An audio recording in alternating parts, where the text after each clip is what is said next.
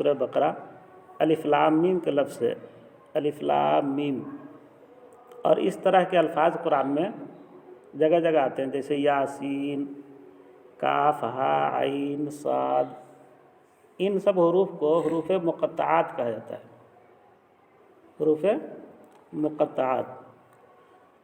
حروف مقطعات کا مطلب یہ ہوتا ہے کہ اس کا مطلب صرف اللہ جانتے ہیں اور کسی کو نہیں بتلایا گیا ہے۔ قرآن شریف کے جو شروع سے جو مفسرین ہیں، صحابہ کرام سے لے کر کے جو تفسیر کرنے والے لوگ ہیں، ان کا یہ کہنا ہے کہ کچھ الفاظ قرآن میں ایسے ہیں جن کو حروف مقطعات بولا جاتا ہے، ان کا معنی اللہ تعالیٰ نے لوگوں سے پوشیدہ رکھا ہے۔ تو اور چونکہ اس پر کوئی حکم متعلق بھی نہیں ہے، کوئی کرنے نہ کرنے کا حکم، تو ہم کو اس کے کھوج خرد میں بھی پڑھنے کی ضرورت نہیں ہے، تو اس کو بولتے ہیں حروف مقطعات۔ مفسرین جب عربی میں تفسیر لکھتے ہیں نا، تو اس کے بارے میں لکھتے ہیں اللہ اعلم بمرادی، اس کی اصل مراد اللہ جانتے ہیں۔ کچھ علماء کا کہنا ہے کہ یہ حضور صلی اللہ علیہ وسلم اور اللہ کے درمیان یہ راز کی بات ہے اور دوسرے کسی کو خبر نہیں ہے حروف مقطعات کے بارے میں۔ آگے ہے ذالک الکتاب لا ریب فیہ، یہ کتاب ہے جس میں کوئی شک نہیں ہے، مطلب اس کتاب کے سچی ہونے میں، یہ سچی کتاب ہے، اس میں کوئی شک نہیں ہے، اللہ کی جانب سے آنے میں کوئی شک نہیں ہے، اور جب تک یہ کتاب رہے گی اس کتاب کے اصلی کتاب ہونے میں کوئی شک کسی کو کرنے کی ضرورت نہیں۔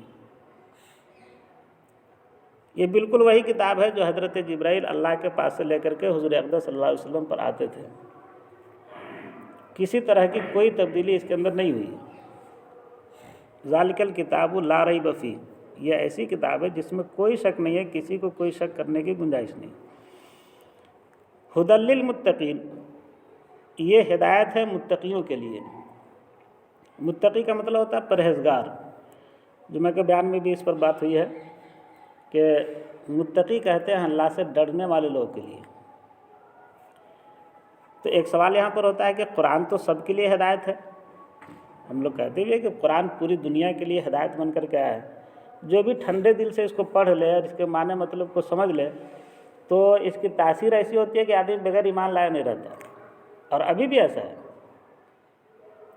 بڑے بڑے ممالک میں جہاں پڑھنے لکھنے کا رواج زیادہ ہے، علم سے زیادہ لوگوں کو محبت ہے، پڑھنے لکھنے کا بہت زیادہ ذوق شوق ہے، تو وہاں لوگ قرآن کو پڑھتے ہیں، جب ٹھنڈے دل سے پڑھتے ہیں تو اسلام قبول کر لیتے ہیں۔ تو سب کے لیے ہدایت ہے۔ پھر یہ کہنا کہ متقیوں کے لیے، جو پرہیزگار لوگ ہیں، اللہ سے ڈرنے والے، اللہ کا خوف رکھنے والے ہیں، ان کے لیے ہدایت ہے۔ تو یہ بات ہم بتلائے تھے کہ کوئی بھی کتاب لکھی جاتی ہے تو سب کے لیے لکھی جاتی ہے،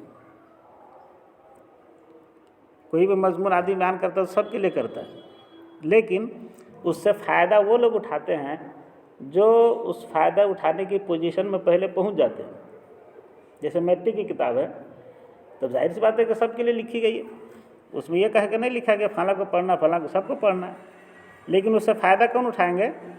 جو پہلے میٹرک سے پہلے جتنی کتابیں اس کو پڑھ لیں گے تب نہ میٹرک والی کتاب سے فائدہ اٹھا پائیں گے۔ ڈائریکٹ اگر کسی کو میٹرک کی کتاب دے دی جائے تو ان کے لیے فائدہ مند ہو جائے گا؟ نہیں ہوگا۔ اس کا کچھ نصاب ہے جس کو طے کریں گے، پھر اس کے بعد میں میٹرک کی کتاب پڑھیں گے تو فائدہ ہوگا۔ اسی طریقے سے قرآن ہے، ہدایت سب کے لیے قرآن، لیکن اس کے لیے سب سے پہلی کنجی ہے ایمان۔ آدمی جب ایمان لائے گا اور آدمی جب اللہ کا ڈر پیدا کرے گا، سوچ کر کے کہ دنیا کو کوئی بنانے والا ہے، اگر ہم اس کی بات نہیں مانیں گے تو ہمارے ساتھ یہ ہو سکتا ہے، تو جب یہ بات پیدا ہوگی نا، اس کے بعد اس کے لیے ہدایت کا راستہ کھلتا چلا جائے گا۔ اب کوئی سرے سے اللہ کی طرف دھیان ہی نہ دے، اس کو مانے ہی نہیں، اس کا ڈر ہی اس کے اندر کسی طرح کا پیدا نہ ہو، تو پھر ظاہر سی بات ہے کہ اس کے لیے ہدایت کا کوئی مسئلہ نہیں۔ تو پہلے یہ نصاب پورا کرنا ہے، پھر ہدایت ہے متقین کے لیے۔ الذین یؤمنون بالغیب ویقیمون الصلاۃ ومما رزقناہم ینفقون۔ متقی کون لوگ ہیں؟ پرہیزگار کن کو کہا جائے گا؟ اس کے لیے سب سے پہلی جو چیز ہم نے کہا کہ اس کی کنجی ایمان ہے، کہتے ہیں الذین یؤمنون بالغیب، یہ وہ لوگ ہیں جو غیب کی باتوں پر ایمان رکھتے ہیں۔ ایسی بات جس کو آدمی دیکھ نہ سکے، بلکہ آدمی کو جن جن چیزوں سے کسی چیز کا علم ہوتا ہے، اس سب سے بڑھ کر کے جو چیز ہے اس پر جب تک ایمان نہیں لائے گا اس وقت تک وہ متقی نہیں ہو سکتا ہے۔ مثال کے طور پر آدمی کو جو علم ہوتا ہے نا دنیا میں، اس علم کا 5 ذریعہ ہے۔ بہت ساری چیزیں آدمی دیکھ کر کے سمجھتا ہے، ہم دیکھ رہے ہیں کہ مسجد ہے، مسجد کا ہم کو علم ہوا۔ کچھ چیزیں ہیں جس کو آدمی چھو کر کے، جس کا علم ہوتا ہے آدمی کو چھونے سے، ہم کوئی چیز چھو کر کے دیکھیں یہ کڑا ہے، نرم ہے، ملائم ہے، اس کا علم چھو کر کے ہوتا ہے۔ کچھ چیزیں ہیں جس کا علم آدمی کو چکھنے سے ہوتا ہے، زبان پر رکھا پتہ چل گیا نمکین ہے، کھٹا ہے، میٹھا ہے۔ کچھ چیزوں کا علم آدمی کو سن کر کے ہوتا ہے، اور کچھ چیزوں کا علم آدمی کو سونگھ کر کے ہوتا ہے۔ سونگھنے سے سمجھ میں یہ چیز خوشبودار ہے، بدبودار ہے، کیسی ہے۔ تو علم کا یہ 5 ذریعہ ہوتا ہے انسان کے پاس، جس کو عربی زبان میں حواس خمسہ بولتے ہیں۔ 5 ذریعے سے آدمی کو علم ہوتا ہے۔ تو یہ 5 ذریعہ علم کا نہ ہو، اور یعنی ان 5 ذریعے سے کسی بھی ذریعے سے اس کو علم نہ ہو، بلکہ اس کو جو علم ہو وہ صرف اللہ کے بتانے کے ذریعے سے، جس کو وحی بولتے ہیں۔ وحی کا مطلب یہ ہوتا ہے، اب جیسے جنت ہے، ظاہر سی بات ہے ہم دیکھ نہیں رہے ہیں اس کو، نہیں، لیکن نہ ہم اس کو چھو سکتے ہیں ابھی، نہ اس کی کسی نعمت کو ہم چکھ سکتے ہیں، نہ سونگھ سکتے ہیں، لیکن صرف ہم نے اللہ کے وحی کو سنا ہے۔ اللہ نے وحی بھیجا اپنے نبی کے پاس کہ ہم نے جنت بنایا ہے۔ جہنم کے کسی عذاب کا ہم سے ابھی کوئی واسطہ نہیں ہوا ہے، لیکن ہم جہنم کے عذاب پر ایمان رکھتے ہیں۔ کیوں؟ اس لیے کہ وحی آئی ہے اللہ کی طرف سے نبی کے اوپر کہ جہنم ہے اور اس کے اندر عذاب کی یہ شکلیں ہیں، اور اللہ کی بات کو نہ ماننے والے کو جہنم کا عذاب دیا جائے گا۔ تو ہم جو اس بات پر ایمان رکھتے ہیں، یہ 5 طرح میں سے کسی بھی طرح سے ہم کو اس کا علم نہیں ہوا ہے، صرف اللہ کے بتانے سے، فرشتے کے ذریعے نبی تک پہنچانے سے علم ہوا ہے، اور ہم اس پر ایمان رکھتے ہیں۔ اسی کا نام ہے ایمان بالغیب۔ جس چیز کو ہم دیکھ نہیں رہے ہیں، جس چیز کا علم ہم اپنے سے حاصل نہیں کر سکتے ہیں، اس چیز پر ایمان لانا۔ اور اصل ایمان یہی ہے کہ آدمی جس چیز کو نہ دیکھے اس پر ایمان لاوے، صرف اس کہنے کی وجہ سے کہ اللہ نے کہا۔ باقی دیکھنے کے بعد تو سب ایمان لائیں گے۔ فرعون جیسا خدائی کا دعویٰ کرنے والا دیکھنے کے بعد ایمان لایا تھا نا، قرآن میں واقعہ بھی آئے گا آگے۔ فرعون جب ڈوبنے لگا، اللہ کے عذاب کا شکار ہو گیا، اور جب ڈوبنے لگا 2-4 ڈبکی لگا لیا دریا میں، اب دیکھا کہ اب ہم نہیں بچ پائیں گے، اللہ کے عذاب کا ہم شکار ہو گئے ہیں، تب اس وقت کہا آمنت برب موسیٰ و ہارون۔ ہارون اور موسیٰ علیہ السلام کے رب جو کہتے تھے نا ہم اس پر ایمان لیں گے، اللہ نے کہا کہ نہیں، اس وقت کا ایمان قبول نہیں۔ اسی طریقے سے آدمی جب مرنے لگے اور اس کو فرشتہ نظر آنے لگے اور دنیا سے اس کا واسطہ ٹوٹنے لگے، اس وقت اگر کوئی ایمان لاتا ہے نا تو اس کا ایمان قبول نہیں۔ اس کو کہتے ہیں غرغرے کی حالت کا ایمان، بالکل آخری وقت میں اس بات پہنچ گیا ہے۔ اس سے پہلے آدمی جب توبہ کر لے، اللہ اتنا بڑا رحیم و کریم ہے کہ جب توبہ کر لے انسان، اللہ قبول کرنے کے لیے تیار ہے۔ لیکن ایک دم آخری پوزیشن میں آپ پہنچ گئے، اب آپ کو اس دنیا کے کچھ مناظر نظر آنے لگے، عذاب نظر آنے لگے، اب آپ کہتے ہیں ہم ایمان لائے، نہیں۔ الذین یؤمنون بالغیب، غیب کے معنی آتے ہیں جس کو آدمی نہ دیکھے، یہی اصل ایمان ہے، چونکہ امتحان اسی میں آدمی کا، کہتے ہیں نا کہ دنیا دارالامتحان ہے، امتحان کا گھر ہے، اور امتحان آدمی کا اسی وقت ہوگا جب آپ ایسی چیز پر ایمان لائے کہ آپ اس کو دیکھ نہیں رہے۔ دیکھنے کے بعد تو کافر بھی مان لیں گے، فرجعنا نعمل صالحا انا ما كنا نعمل، قرآن میں ہے۔ کافر وہاں جب پہنچیں گے نا تو کہیں گے اللہ ایک موقع صرف اور دیجئے، ایک موقع۔ اب دیکھیے ہم دنیا میں جا کر کے کس طرح آپ کی فرما برداری کرتے ہیں، ایک حکم آپ کا نہیں چھوٹے گا۔ قرآن میں ہے انا لهم التناوش من مکان بعید، اتنی دور جگہ آ کر کے اب آپ دنیا میں جا کر کے ایمان لانے کی بات کرتے ہیں۔ اولم نعمرکم یتذکر فیہ ما تذکر، اللہ تعالیٰ کہیں گے کہ ہم نے تم کو اتنی عمر نہیں دیا تھا کہ اگر آدمی اس میں سمجھنا چاہتا تو سمجھ لیتا، اتنی عمر دے کر کے تو ہم بھیجے تھے، لیکن اس کے باوجود تم اکڑے رہے، مانے نہیں۔ تو متقی لوگوں کی ایک صفت ہے ایمان بالغیب۔ سب سے پہلی چیز، جس چیز کو ہم نہیں دیکھ رہے ہیں صرف اس لیے کہ اللہ کے رسول نے کہا ہے، ہم کو اس پر ایمان رکھنا ہے۔ جب تک یہ چیز حاصل نہیں ہوگی آدمی مسلمان نہیں ہو سکتا ہے، اور اس کے لیے ہدایت کا راستہ کھل نہیں سکتا۔ دوسری چیز ہے وَيُقِيمُونَ الصَّلَاةَ، ایمان لانے کے بعد میں دوسرا کام نماز کے قائم کرنے کا، نماز قائم کرتے ہیں متقی لوگ، پرہیزگار لوگ۔ نماز کے قائم کرنے کا مطلب یہ ہے کہ نماز کو اپنی زندگی میں اتارتے ہیں، پڑھتے نہیں۔ نماز پڑھنا ایک الگ چیز ہے اور نماز قائم کرنا الگ چیز ہے۔ قرآن میں کہیں بھی نماز پڑھنے کے لیے نہیں کہا گیا ہے، نماز قائم کرنے کے لیے کہا گیا یقیمون الصلاۃ۔ تو نماز کے قائم کرنے کا مطلب یہ ہوتا ہے کہ آدمی کی زندگی میں نماز اس طرح آ جائے جس طریقے سے آدمی کی طبعی ضرورت ہوتی ہے۔ بغیر کھائے آدمی کو چین نہیں آتا ہے، بغیر پیشاب پخانے کے آدمی کو چین نہیں آتا ہے۔ یہ طبعی ضرورت ہے، جب تک آدمی اس کو پورا نہیں کرے گا زندہ نہیں رہے گا۔ اور آٹومیٹک یہ ضرورت پوری ہوتی ہے، آپ کسی بھی اس میں رہے یہ ضرورت پوری ہوتی ہے نا۔ شادی بیاہ کا مسئلہ ہو، میت کا مسئلہ ہو، کسی خوشی غم کا موقع ہو، نہیں آپ کے ہاں 10-20 مہمان آ گئے ہوں، الیکشن کا موقع ہو، فلاں کا موقع ہو، سب موقع سے یہ ضرورت پوری ہوتی ہے کہ نہیں؟ کون؟ کھانے پینے والی اور طبعی ضرورت کی جو چیز ہے۔ تو اسی طریقے سے نماز انسان کی ضرورت بن جائے کہ بغیر اس کو چین نہیں آوے، یہ ہے نماز کے قائم کرنے کا مطلب، جس کا مطالبہ قرآن میں ہے۔ کہیں بھی نہیں ہے کہ یصلون الصلاۃ لوگ نماز پڑھتے ہیں یا تصلی الصلاۃ تم نماز پڑھو، یہ قرآن میں کہیں نہیں ہے۔ جہاں بھی ہے اقیم الصلاۃ، نماز کو قائم کرو۔ یقیمون الصلاۃ، وہ لوگ نماز کو قائم کرتے ہیں۔ اقیم الصلاۃ، تم نماز کو قائم کرو، یہ لفظ ہے جس کا مطلب ہوا ہے کہ اپنی زندگی میں نماز کو اتارو۔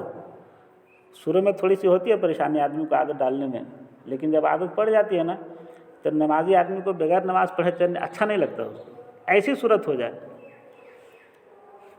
تیسری چیز ہے وَمِمَّا رَزَقْنَاهُمْ يُنْفِقُونَ، کہ ہم نے جو کچھ ان کو دیا ہے رزق، روپیہ پیسہ مال دولت، اس میں سے اللہ کے راستے میں خرچ بھی کرتے ہیں۔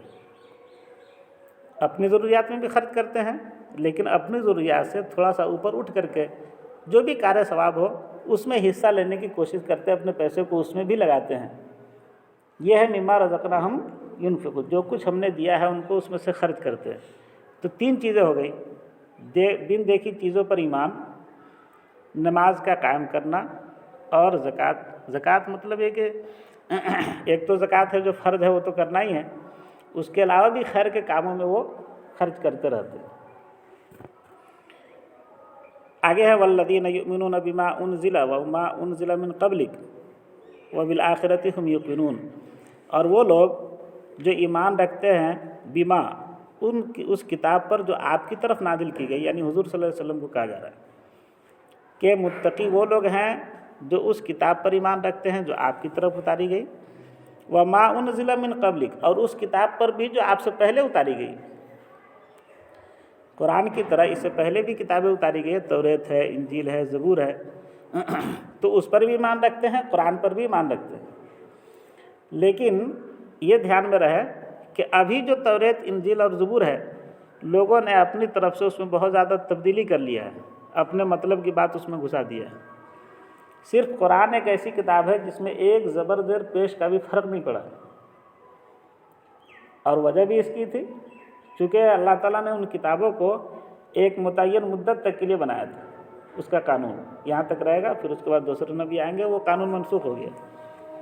قرآن کو قیامت تک رکھنا ہے، اس لیے اللہ نے اس کی حفاظت بھی کیا ہر طرح سے، اور کہیں بھی پورے 1400 سال کے عرصے میں، 1450 سال کے عرصے میں کوئی زمانہ ایسا نہیں گزرا ہے کہ جس میں مسلمانوں کا، ایمان والوں کا رشتہ قرآن سے تھوڑے دن کے لیے بھی کٹ گیا ہو۔ لیکن یہودیوں کے یہاں ایسا ہوا ہے، 300 سال تک توریت کا پتہ نہیں کہاں ہے، کسی کے پاس نہیں۔ پھر جب تھوڑا سا ان کو قوت ملی تو اپنا لکھ لیا، اس طرح کی صورت پیش آئی ہے۔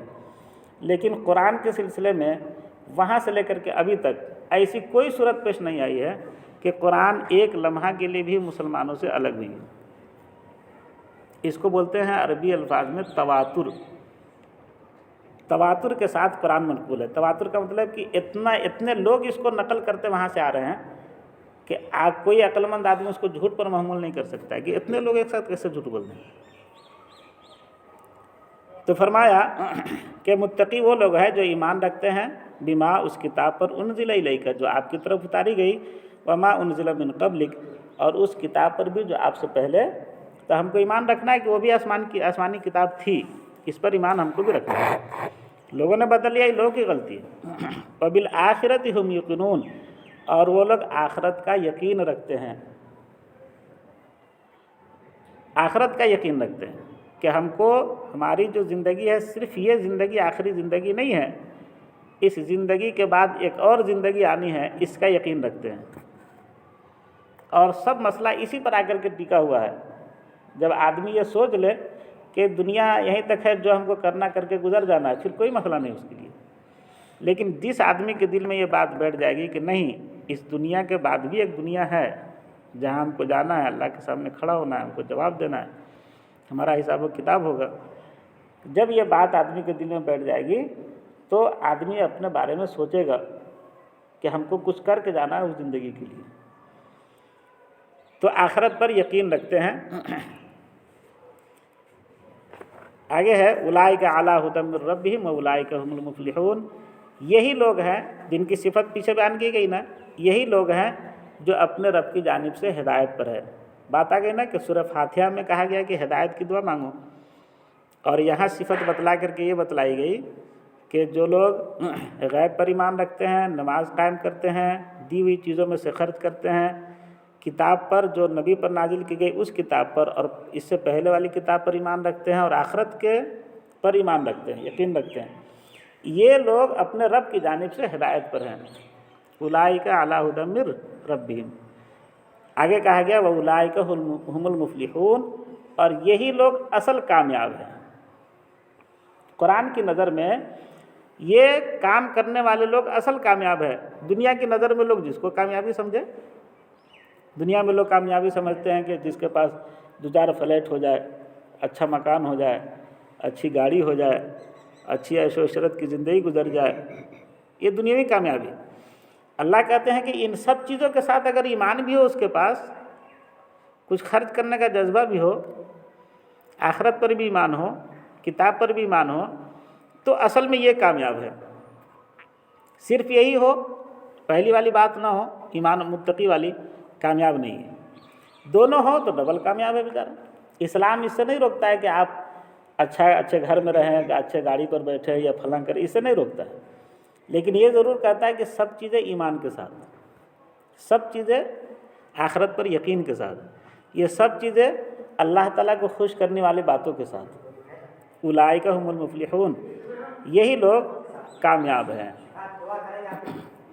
उलाइका अला हुदम मिर रब्बिहिम, ये लोग अपने रब की जानिब से हिदायत पर है। वह उलाइका हुमुल मुफलिहून, और यही लोग कामयाब हैं। अल्लाह ताला